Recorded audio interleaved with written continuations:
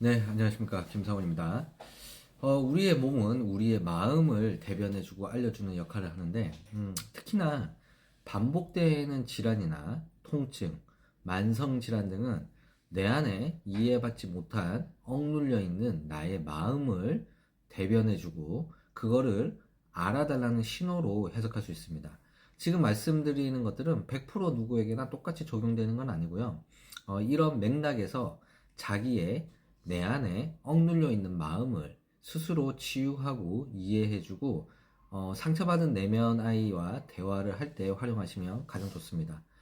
자기 마음을 스스로 이해해주고 받아주고 해소시켰을 때 많은 질환이나 통증에서 더 빠르게 개선을 보이는 효과를 볼 수 있거든요. 그래서 이런 부분들을 그렇게 활용하시면 제일 좋습니다.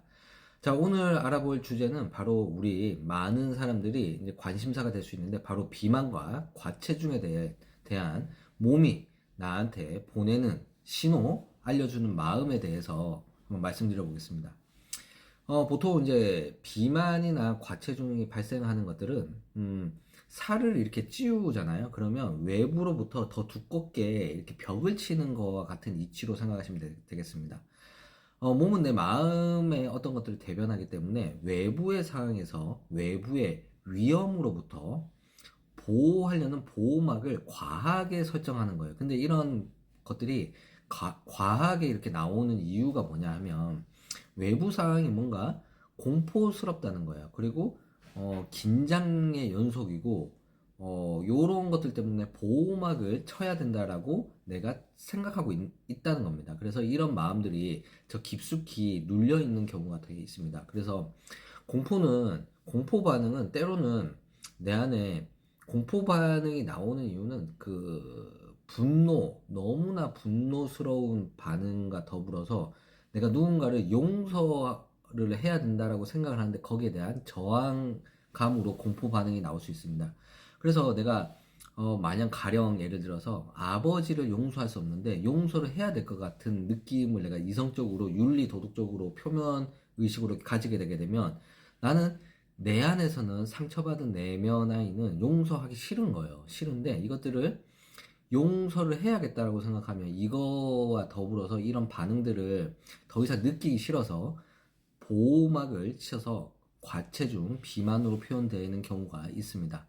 그리고 특히나 복부 비만, 복부에 내장 지방이 너무 쌓여가지고 복부가 이렇게 과체중이 되거나 비만이 형성되는 경우에는 특히나 이제 우리 어머니나 아버지가 나한테 부정된 양육에 대한 그 태도, 방식에 대한 분노가 해소되지 않을 때 그거를 감추기 위해서 거기로부터 보호하기 위해서 이렇게 과체중이나 비만이 형성되는 경우가 있습니다. 그리고 엉덩이가 이렇게 비만이 되는 경우가 있고 비대해지는 경우가 있잖아요.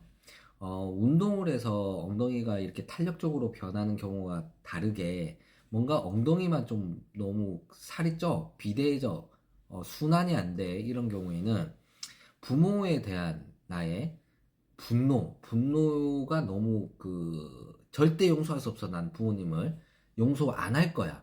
이런 부분들이 뭉치게 되게 되면 엉덩이 주위에 이렇게 비만의 형태로 형성되는 경우가 있습니다. 그리고 허벅지가 굉장히 비대해진 경우가 있잖아요. 이런 경우는 특히나 내가 어린 시절에 상처를 받았는데 그거를 덮고 살았던 경우, 그러니까 난 너무 우리 엄마나 아버지 아니면 어렸을 때 어떤 상처에 관련돼서 이거를 그냥 덮어둔 경우, 시간이 지나서 내가 잊어버렸다고 생각했는데 그냥 이게 해결이 안 되니까 덮고 간 경우, 특히나 또 허벅지는 부모님 양쪽 중에 아버지에 대한 그러니까 분노를 넘어서 경노하는 반응, 격렬한 노한 반응 있잖아요. 이런 경우에서는 허벅지가 이렇게 비대해져서 나의 순환을 장애시키는 경우가 있습니다.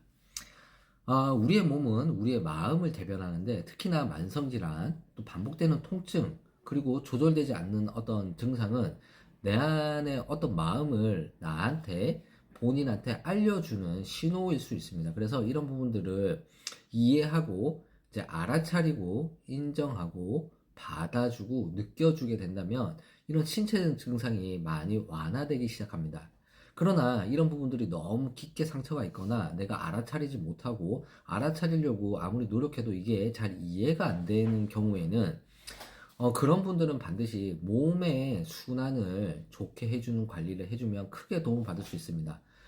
마음과 몸은 생존 반응에서 반응합니다. 그래서 위험으로부터 나를 지키려는 그게 우선순위가 되는데 신체의 반응도 똑같습니다. 어렸을 때 난 성인이 되어서 이런 외부의 위험 요소나 이런 부분들이 더 이상 없다라고 내가 인식하더라도 이런 생존에 대한 프로그램은 8살 이전, 10살 이전에 형성돼서 성인이 되어서도 이 무의식의 뿌리가 거기에 근간을 두고 있습니다. 그래서 어렸을 때 굉장히 불안했거나 분노했거나 이런 부분들이 해소되지 않은 내면의 아이가 있다면 어른이 되어서도 이게 그 뿌리를 같이 형성해서 생존 프로그램이 같이 돌아간다는 거예요. 그래서 1차적으로 몸은 거기에서 마음과 더불어서 보호하려는 기전을 형성하고 있는데 몸도 그렇고 마음도 그렇고 이 생존의 반응에서 안전의 반응, 편안하고 이완하고 휴식할 수 있는 반응으로 옮겨갔을 때 몸과 마음이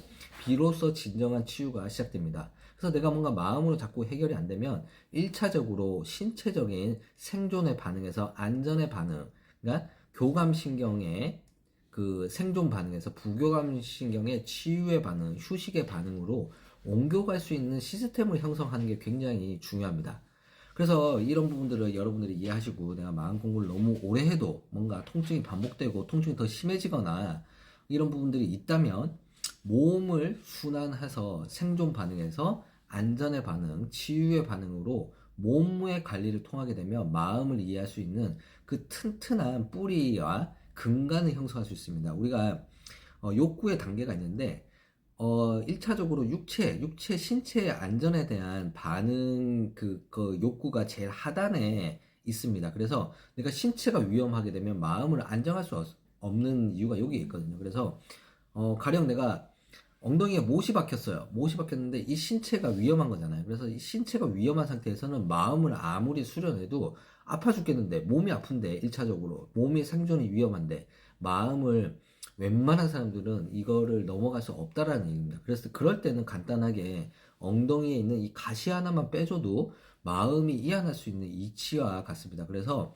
뭔가 우리의 영적 단계는 피라미드 상에서 상위의 단계에 있는데 여기를 너무 강조하다 보면 하위에 있는 이 그 튼튼한 기초 공사가 안 된 사람들은 자꾸 무너져서 몸의 생존 반응으로 다시 들어와서 자꾸 불안과 이런 통증이 반복되는 경우가 있거든요. 이럴 때는 몸의 관리를 먼저 선행적으로 해주게 되면 마음과 일치성을 가져서 자기가 자기를 이해하고 남을 사랑하고 자기 활동의 역량을 옮겨갈 수 있는 그 토대를 몸이 많이 마련할 수 있습니다.